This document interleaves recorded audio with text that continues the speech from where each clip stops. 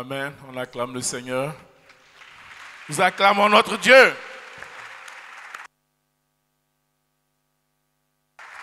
Amen.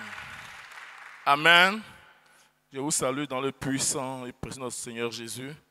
Que sa grâce soit notre partage. Amen. Le pasteur qui nous salue, salue toute l'assemblée et il continue de prier pour nous là où il est, il nous soutient. Et ce qui est favorable encore, il nous suit. Parce que nous avons mis en place une disposition qui permet à tous ceux qui ne sont pas avec nous de nous suivre. Et je rends gloire au Seigneur pour le comité audiovisuel, pour tout ce qu'ils font. Ça permet à ceux qui sont hors d'ici de nous suivre. Et Dieu continue d'agir aussi dans la vie de tout un chacun. Amen. On va prier pour lui, parce qu'il nous soutient en prière. On demande au Seigneur de continuer encore à le garder et à veiller sur lui. Et de continuer à lui faire encore ces révélations pour la gloire de notre Dieu. Prions notre Dieu. Seigneur, nous te rendons grâce, nous te bénissons pour ta bonté et ta fidélité. Tu es Dieu, tu es l'alpha et tu es l'oméga. À toi la gloire, à toi l'honneur, à toi la majesté. Merci pour ton serviteur. Là où il est, tu le gardes et tu veilles sur lui. Et que l'honneur, la gloire te reviennent au nom de Jésus. Amen. Amen. Amen. Nous allons prendre nos Bibles. Je pourrais dire, on va prendre nos livrets. On va prendre nos Bibles. On va lire le passage du jour. C'est-à-dire Juge 6, à partir du verset 25 au verset 26.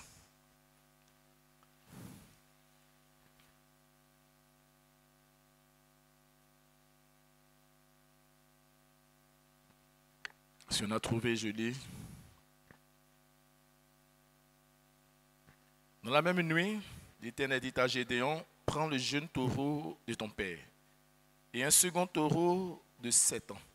Renverse l'autel de Baal qui est à ton père et abat l'idole qui est dessus. Tu bâtiras ensuite et tu disposeras sur le haut de ce rocher un autel à l'Éternel, ton Dieu. Tu prendras le second taureau et tu offriras un holocauste avec le bois de l'idole que tu as abattu. Amen. Voici un peu un passage qui nous interpelle. Et ce passage nous amène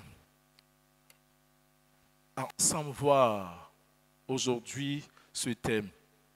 Vers qui ou vers quoi te tournes-tu dans des moments de difficulté ou d'un moment d'incertitude, ou quand tu as besoin de direction, vers qui ou vers quoi te tournes-tu?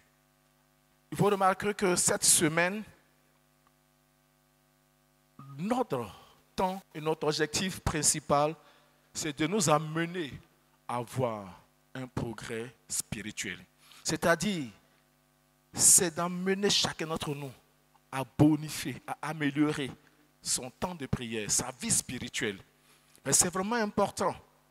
Nous sommes dans un temps où l'ennemi se déchaîne par tout moyen, au travail, à la main dans ton quartier. Et comme le frère Victorien m'a le dit, parce que tu as porté des lunettes, c'est vraiment l'ennemi s'élève. Ou quelquefois, il t'appelle et puis il te demande, est-ce que tu vas bien? Quand tu dis oui, ça l'énerve parce qu'il veut entendre autre chose. Et lorsqu'on lit ce passage, on voit que la famille de Gédéon faisait face, tournait leur regard vers ce démon de Baal. Et quand j'ai lu la Bible, je vois que j'ai classé ces personnes ou ces ceux que nous consultons en 3 groupes. Le premier groupe, c'est ceux qui consultent les hommes. Et nous allons voir certains points. Le deuxième, c'est ce que Gédéon ici nous interpelle dessus par ce passage, le livre des Juges. Ceux qui consultent les démons, les idoles, la créature quelquefois. Et le dernier point, c'est ce que Dieu demande à Gédéon. Ça veut dire consulter Dieu. Voici les 3 points. Nous pouvons résumer, on peut résumer en plusieurs points, mais j'ai résumé, quand j'ai parcouru la Bible, ces éléments en 3 points. On dit consulter, c'est aller vers pour avoir avis ou aide ou soutien. Alléluia. Donc ici, on voit d'abord, le premier cas que nous allons voir, c'est ceux-là même qui sont dans les moments difficiles et qui consultent les hommes. La Bible dit malheur à celui qui se confie en qui? En l'homme. Je ne veux pas dire que aller consulter un homme, c'est démoniaque, non. Parce que Dieu peut mettre des personnes sur notre chemin qui sont des instruments de Dieu pour nous guider. Donc en ce moment, en consultant cet homme-là, c'est Dieu que nous consultons. Parce qu'en Israël, David consultait le prophète. Donc je ne veux pas dire que consulter un homme qui a l'esprit de Dieu, c'est mauvais. Mais ici, je vais nous amener à comprendre que si tu consultes un homme qui n'a pas l'esprit du Dieu vivant, c'est mauvais. C'est ce que Paul appelle l'homme animal. L'homme qui n'a pas Christ, qui n'a pas le Seigneur. Et on va lire certains passages ces passages vont nous aider à comprendre qu'il y a des personnes, et non des moindres, qui ont consulté des hommes et se sont retrouvés dans un décor. Le premier cas nous allons voir, c'est dans le livre de 2 Chroniques 10, versets 6 à 18. On dit, le roi Roboam consulta les vieillards qui avaient été auprès de Salomon.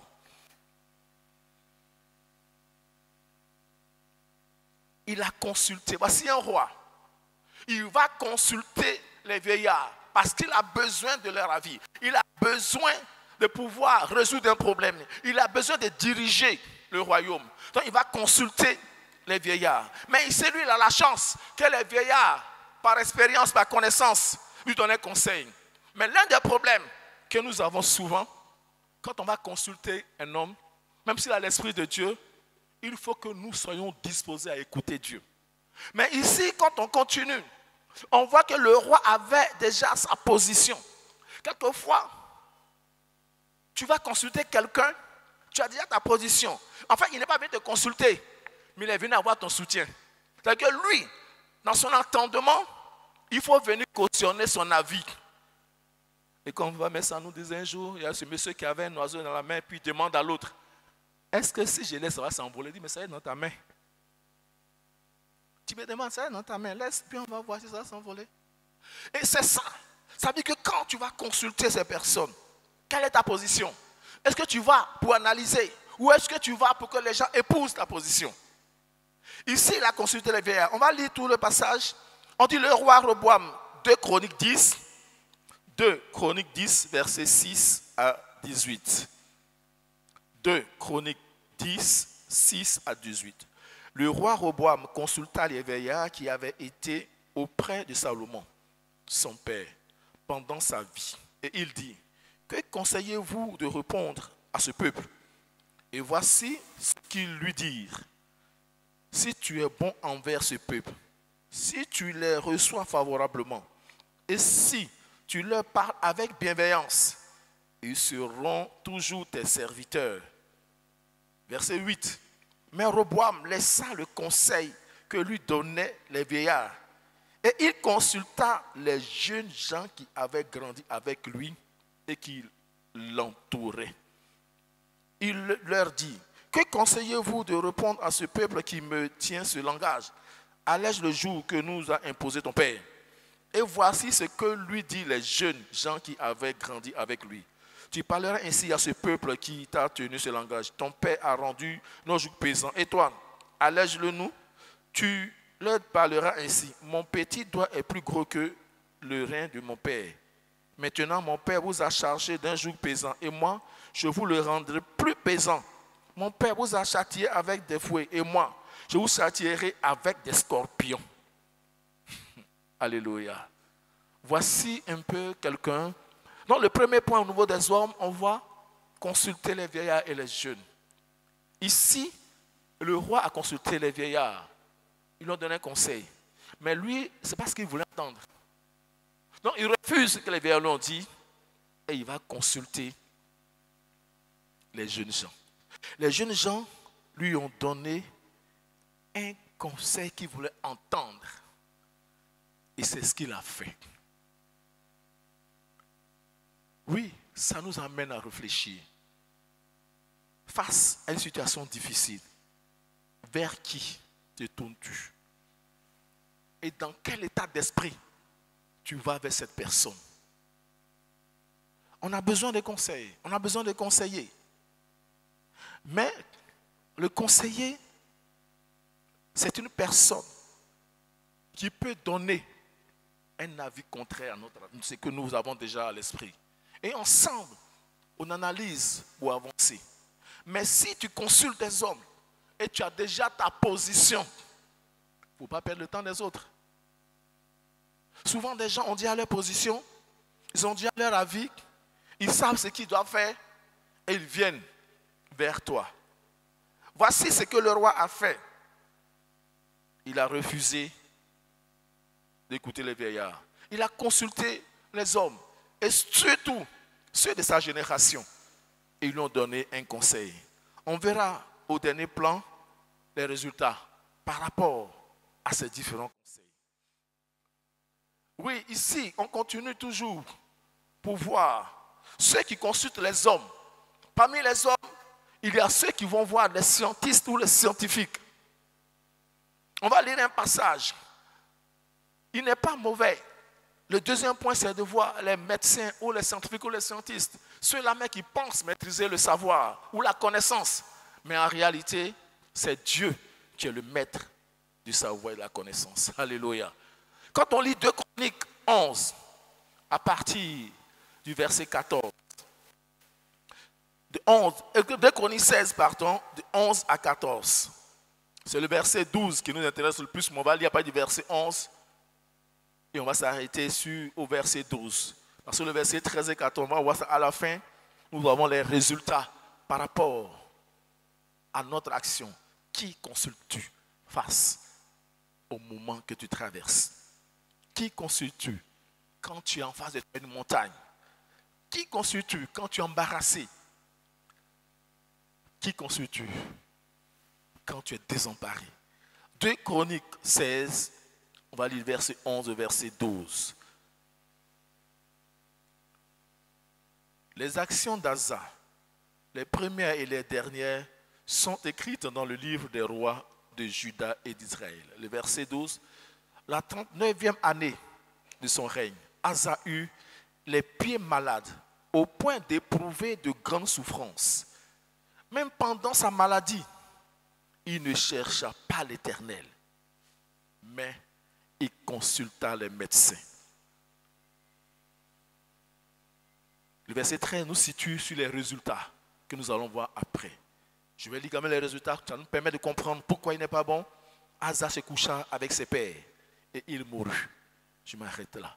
Bien-aimé, face à une situation de santé, je ne dis pas ici qu'aller à l'hôpital est démoniaque. Non. Nous devons aller à l'hôpital. C'est Dieu aussi qui équipe les médecins pour nous soigner. Mais ce n'est pas dit parce que tu es allé à l'hôpital que tu dois ignorer la prière. Parce que c'est Dieu, par ta prière, qui va inspirer le médecin. Et ce médecin-là va te prescrire le médicament approprié. Alléluia. Donc si tu ne pries pas, ce médecin peut faire une mauvaise consultation. J'ai écouté une émission une fois où des gens parlaient un peu de la médecine. Et les médecins prescripteurs disaient que un des problèmes qu'ils ont, c'est le résultat des examens. Parce que le médecin, il te prescrit le médicament, te fait un traitement par rapport au résultat de l'examen. Mais si tu es allé faire ton examen dans un endroit où ils se sont trompés des résultats, est-ce que c'est la faute au prescripteur? Lui, c'est le résultat qu'il a. C'est ce qu'il utilise pour te prescrire le médicament. Ou si tu es allé dans un endroit où l'appareil qu'ils ont utilisé, l'appareil est défaillant, et ça donne un résultat qui n'est pas vrai, on va te prescrire un bon médicament. Et ils sont allés plus loin. Il dit, il y a eu des cas où la personne, il dit en Afrique, j'ai dit ce qu'ils ont dit, il y a eu des résultats où les médecins ont décelé un cancer. Donc le médecin prescripteur, il te fait un traitement de cancer. Mais il y a eu d'autres qui ont eu ces résultats en Afrique. Et comme ils ont les moyens, ils sont allés en Europe. Et là-bas, après examen, la personne n'a pas le cancer. C'est une erreur. Parce que les résultats ne sont pas bons. Je dis ça pour dire que dans les pareilles circonstances, on doit consulter Dieu. Il ne faut pas seulement te fier à la science. Parce que la science est limitée. La science peut se tromper. Et ils ont dit, il y a eu plusieurs cas comme ça, où des personnes, c'est-à-dire qu'il n'a pas la maladie, mais on le bombarde de médicaments par rapport à ce que le résultat a donné. Et ce sont les médicaments là maintenant qui vont le tuer. Et c'est en cela il est important pour nous. Quand tu es face à une situation, ne te fie pas à ta connaissance. Ne te fie pas à ta science. Et c'est pour ça que quand tu lis le livre du roi, Salomon a compris cela. Il a cherché la sagesse de Dieu. Il a cherché la connaissance de Dieu. Il a cherché le savoir de Dieu. Il a cherché Dieu pour dire. Oui, cela nous interpelle. Face à une montagne, tu vas vers qui? Face à des moments difficiles, tu vas vers qui? Il y a eu quelqu'un qui m'a donné son témoignage. En 99, il a un oncle qui était ministre. Et il a consulté cet oncle-là. Et l'oncle lui a dit qu'il devait mettre en place un projet. Donc, il n'a qu'à envoyer son dossier. Il devait lui donner le travail. Il allait commencer le premier jour ouvrable de 2000.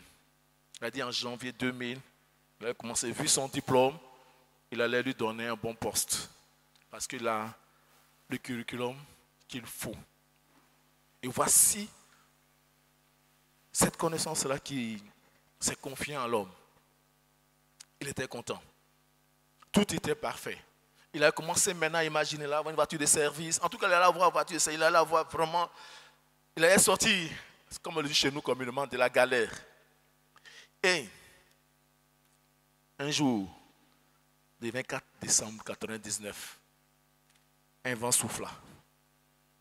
Et tout le monde est parti avec son espoir. Malheur à l'homme qui consulte l'homme sans Christ pour une solution à sa préoccupation ou à son problème. Il s'est fié à l'homme. Il a eu confiance en l'homme. Il n'a pas considéré Dieu. Mais un petit vent a soufflé. Et paf. En tout cas, quand on parlait, quand tu l'entends parler, il avait une rage pour ceux qui ont fait ce coup d'état-là. Parce que, en tout cas, en un clin d'œil, tout son espoir a été écroulé. Je ne sais pas, peut-être, qu'est-ce qu'il commente. Vous voyez souvent, quand tu n'es pas humble, et puis on t'ouvre une petite fenêtre, il n'est pas encore arrivé là-bas. Mais j'imagine son langage dans le quartier. J'imagine peut-être qu'il a commencé même à rompre avec ses anciens camarades, parce qu'on n'est plus de la même nature. Parce qu'il se voit déjà directeur. Malheur à l'homme qui se confie en l'homme. Tu peux te confier à la science, mais sans Christ, ce n'est pas évident que tu atteignes ton objectif. C'est pour ça, pendant cette semaine, notre objectif, c'est de nous aider à bonifier notre vie de prière. Parce que c'est dans la prière qu'on peut consulter Dieu. C'est dans la prière que la direction de Dieu nous amène à aller vers la personne appropriée et avoir les propositions, les conseils appropriés. Oui, après avoir consulté les hommes, voici un autre cas. Là, c'est les parents de Gédéon qui ont consulté les démons. Le deuxième point, des gens consultent les démons. On voit les livres de Juges qui nous en parlent. Mais on va voir encore un autre cas. Et non des moindres, un roi qui consulte les démons. Après que Dieu t'a choisi, on va lire. Le deuxième point, c'est ceux qui consultent les démons pour avoir une solution quelconque. 1 Chronique 10, verset 13. Saül mourut parce qu'il se rendit coupable d'infidélité envers l'Éternel, dont il n'observa point la parole. Et parce qu'il interrogea et consulta ceux qui invoquent les morts. Oui, les morts. Mais avant de venir là, j'aimerais qu'on parle aussi d'un point. C'est celui de Marc 5, verset, à partir du verset 25, quand on lit à partir de ces versets-là, on voit cette femme qui a saigné depuis 12 ans. Elle a consulté les médecins, elle a consulté les, je ne sais pas, les guérisseurs, elle a consulté tout cela, mais elle n'a pas eu gain de cause. Elle n'a pas eu gain de cause. Elle a consulté les scientifiques. Même peut-être elle allait voir les guérisseurs. Peut-être même qu'elle allait voir les tradipraticiens. Peut-être qu'elle allait voir les naturothérapeutes. Mais sa situation s'empirait. C'est ça. Chercher une solution en Christ. Je précise, je ne suis pas en train de nous dire que parce que tu es chrétien, il ne faut pas aller à l'hôpital. C'est pas ce que je vais dire. Mais je vais nous amener à comprendre que quoi? En partant même à l'hôpital, confie cela au Seigneur. Prie pour que Dieu conduise toutes choses.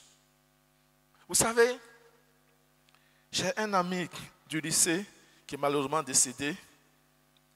On était au lycée des Gagnois.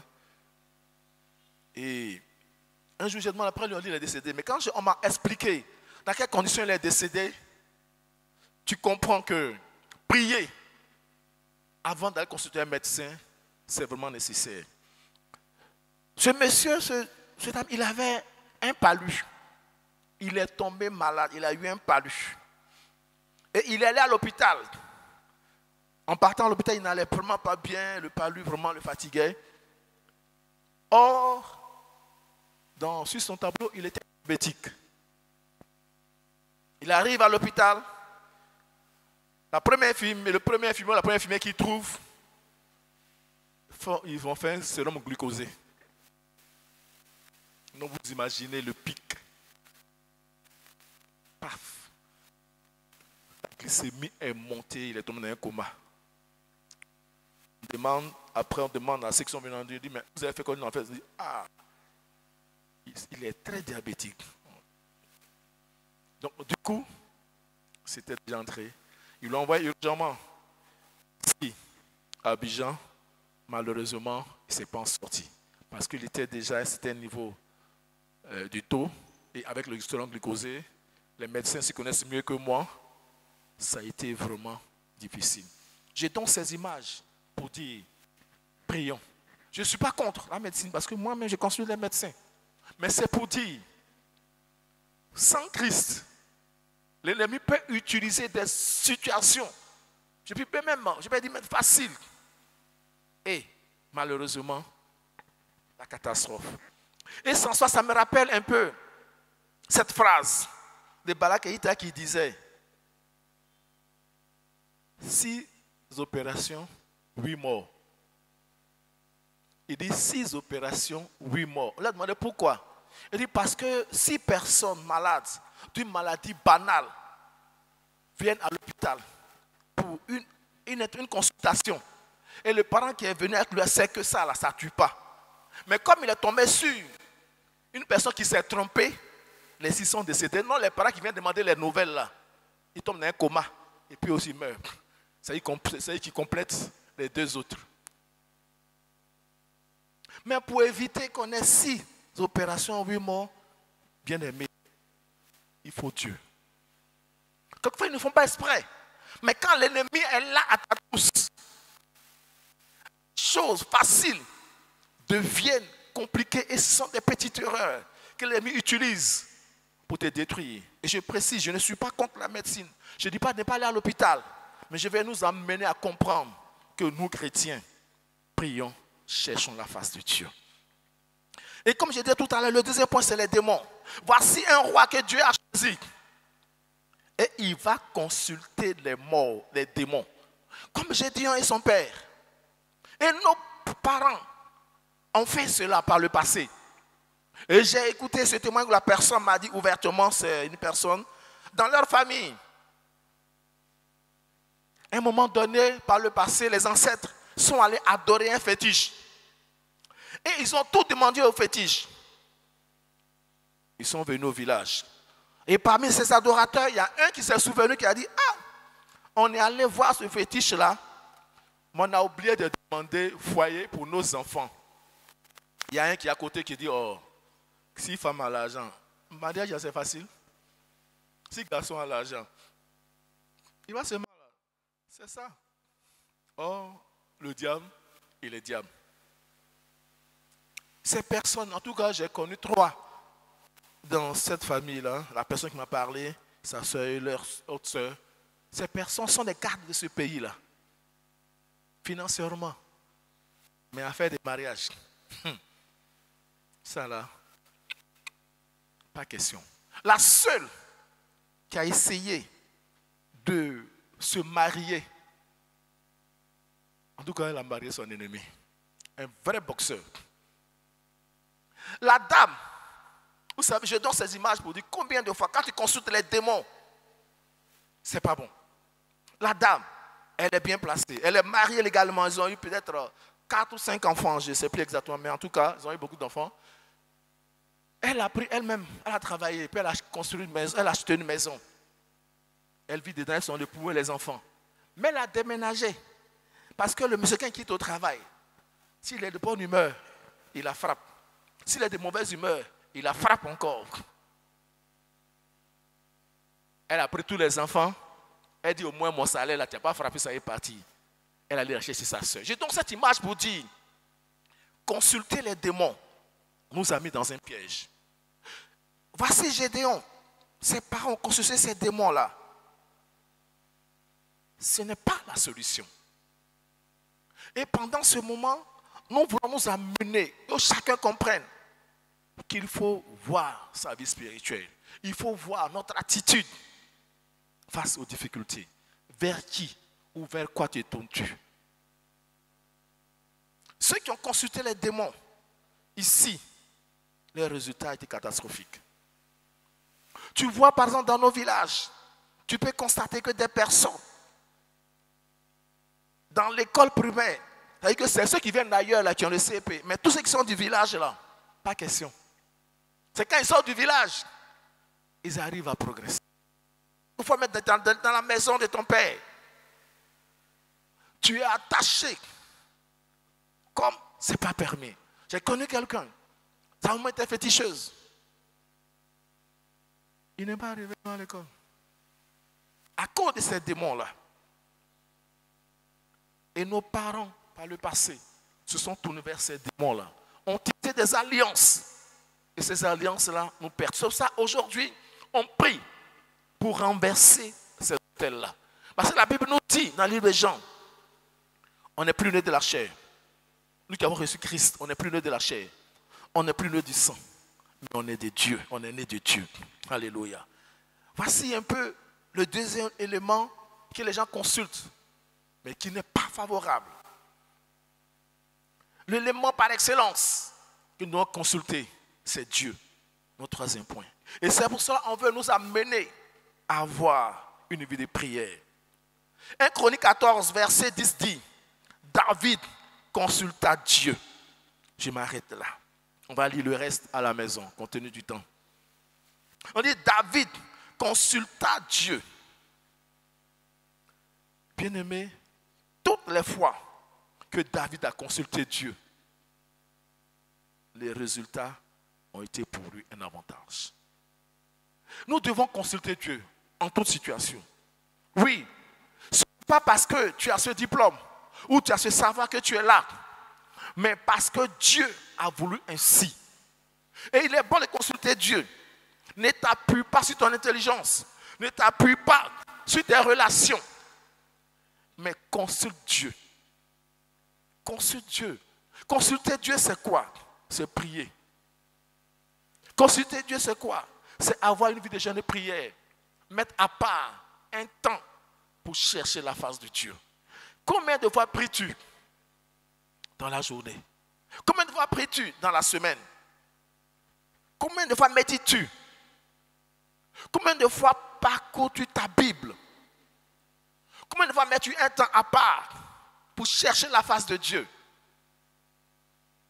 Oui, tu es face à une situation.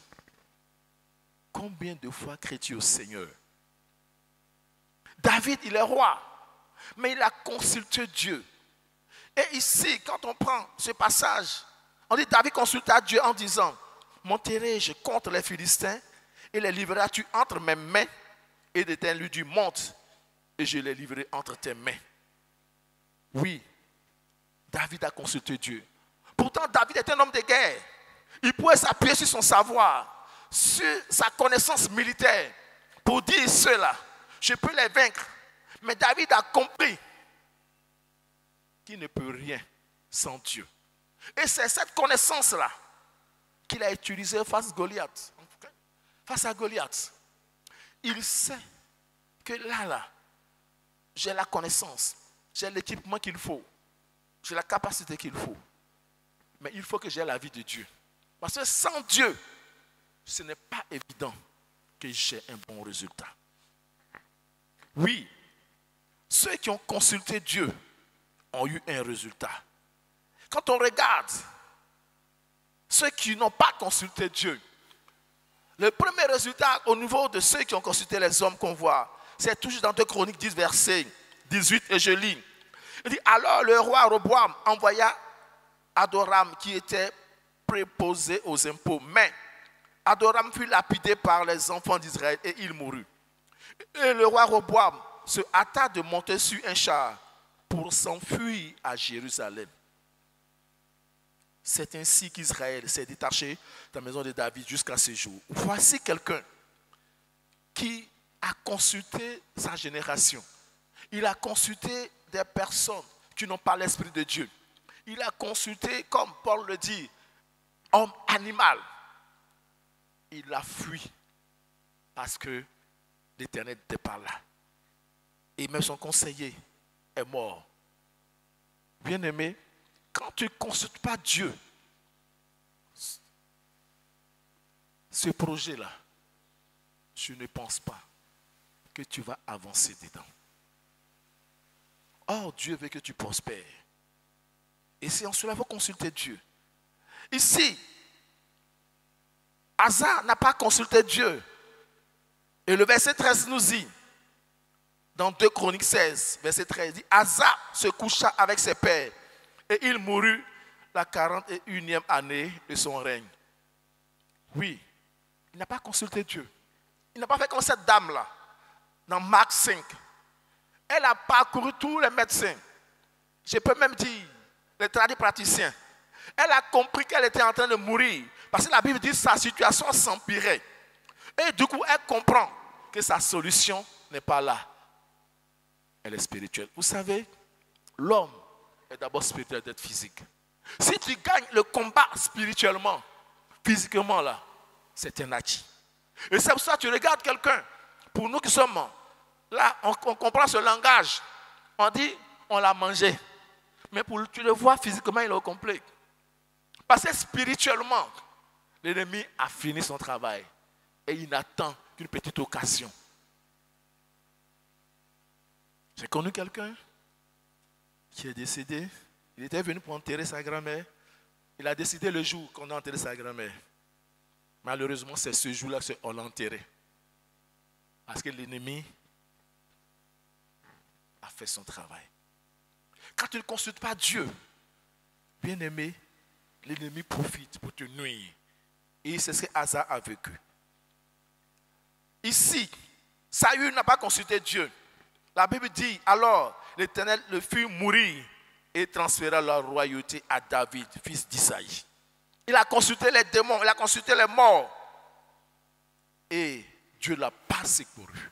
La puissance satanique ne l'a pas aidé. Oui. Si tu es dans ta famille, souvent, comme Victorin l'a dit, tu peux être dans une cour où il y a un fétiche. Vous savez, moi, avant, quand le pasteur dit souvent que les gens veillent sur fétiche, là.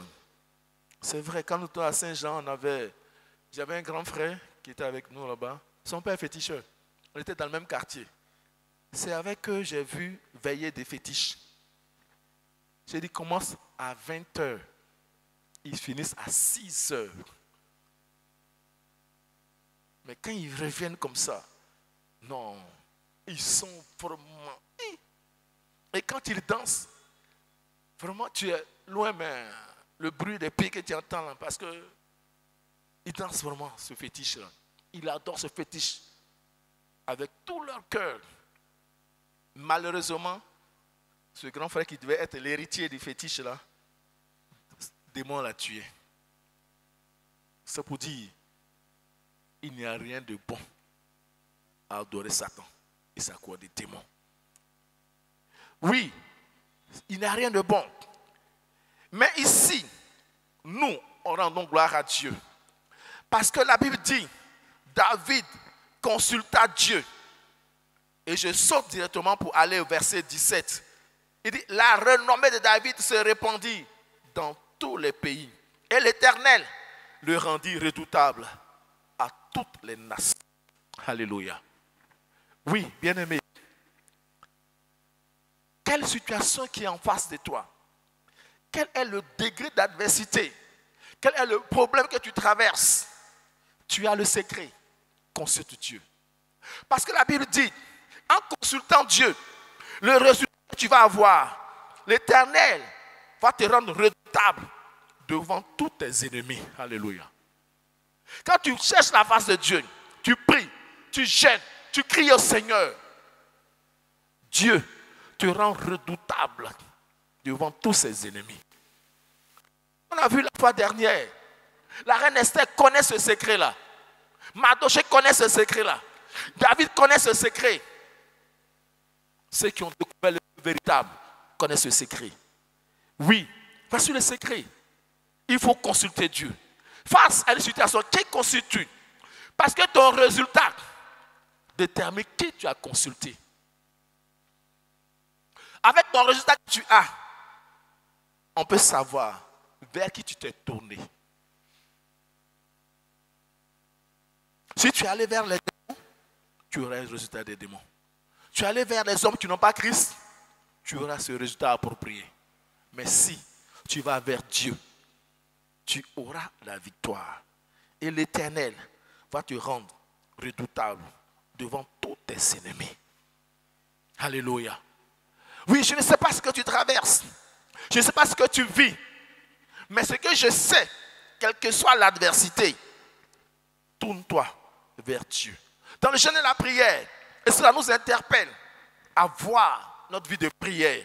Parce que David a compris cela. David qui est roi, il a cherché Dieu. Il dit, David consulta Dieu. Et je vais au verset 10, il dit, la renommée de David se répandit dans tous les pays. Et l'Éternel le rendit redoutable à toutes les nations. Oui, quand tu consultes Dieu dans l'adversité, quand tu consultes Dieu dans les difficultés, sois rassuré que tes ennemis vont échouer. Et c'est ce que Dieu dit à Jérémie. Ils te feront la guerre, ils te vaincront point. Mais il a cette révélation-là à quel moment? Après avoir cherché la face de Dieu. C'est quand tu as cette révélation, tu cherches Dieu. Dieu te dit qu'ils vont te faire la guerre, c'est vrai. Mais ils ne vont pas te vaincre. Et David savait cela. Avant d'aller en guerre, David cherchait Dieu. Il consultait Dieu. Il priait Dieu. Il cherchait la face de Dieu. Et Dieu lui donne la victoire sur ses ennemis. Bien-aimés, la parole de Dieu nous dit, en son nom, tout genou fléchit. Quelle que soit la puissance, elle fléchit genou. Oui, c'est notre Dieu qui nous donne la victoire. Je veux vraiment conclure pour nous dire, quelle que soit l'adversité, c'est vrai, ça peut être difficile, mais cherche Dieu. Daniel, Meshach, Abednego ont compris cela. Ils étaient esclaves, mais ils ont compris qu'il faut chercher Dieu. Il ne faut pas consulter les démons. C'est pour ça qu'ils ont refusé d'adorer la statue que le roi a érigée. Parce qu'adorer la statue, c'est adorer un démon. Adorer la statue, c'est pouvoir adorer quelquefois un homme, parce que c'est le roi aussi. C'est faire face à cet homme-là. Il dit, pas de compromission dans leur foi. C'est Dieu ou rien. Et le roi leur demande, oula, est-ce que vous êtes sûr que votre Dieu là, il peut vous sauver de mes mains? Ils ont dit au roi, c'est vrai, on te respecte, mais notre Dieu là, il va nous sauver. C'est ça. Ils ont compris qui est leur Dieu. Bien-aimé, Dieu n'a pas changé. Dieu n'a pas changé. Ton problème ou ta situation n'est pas trop grande ou trop difficile pour notre Dieu.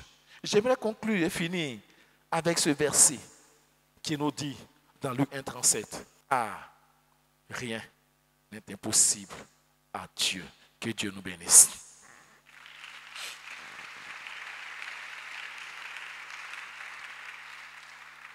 Ce soir, on va prier. Je ne sais pas comment est-ce que tu as géré le problème que tu traverses ou comment tu gères ce problème. Peut-être que tu t'es confié à un homme. Peut-être que tu t'es confié souvent. Tu es ici, tu n'as pas fait l'appel à notre Dieu. Et tu as des bagues. Vous savez, souvent, il y a des gens qui ont plein de bagues. Ils se confient à ces démons-là. Anti-poison, anti-accident, anti-temps, anti-temps, anti-temps. Quand on était encore jeune, on avait un grand frère là. Il avait une bague. Dans le couteau, tout ce qu'il a fait ne doit pas rentrer. Puis il a eu palu. Il a appelé connaissance, on l'envoie à l'hôpital. On fait piqûre, ça se casse. On fait piqûre, ça se casse. L'infirmier lui a dit, toi, tu vas mourir ici, ton fétiche là, tu vas comprendre ta douleur. Ton fétiche là, ça casse fer, mais ça ne casse pas palu. Vous imaginez comment est-ce que le diable nous blague. Il allait mourir. Après, c'est quand on l'a réveillé, on dit, Joe, mais l'infirmier a des promesses, tout ça là. Il dit, ah, pardon, il faut enlever ma bague là. C'est quand on a enlevé la bague, ils ont pu faire la perfusion. Il allait mourir à l'hôpital avec sa bague. Ces démons-là, ils ne guérissent pas par lui. C'est notre Dieu qui n'est pas limité. Il dit, en son nom, tout genou fléchit. Dans le ciel, sur la terre et sous la terre. Malgré sa bague qui casse fer, il allait mourir. Avec que le diable n'a rien de bon à te proposer. Il est vraiment, diable, il est limité. Et ce soir, on va prier. Je ne sais pas vers qui tu t'es tourné. Quelquefois, tu es désemparé. Et tu vas vers des puissances. Ou quelquefois des personnes qui n'ont pas Christ. Et ce sont ceux qui sont tes amis pour te donner des conseils. Et tu te rends compte que ça t'a enfoncé. Prie ce soir, demande pardon au Seigneur. Élève la voix, crie au Seigneur. Tu te connais mieux que moi-même.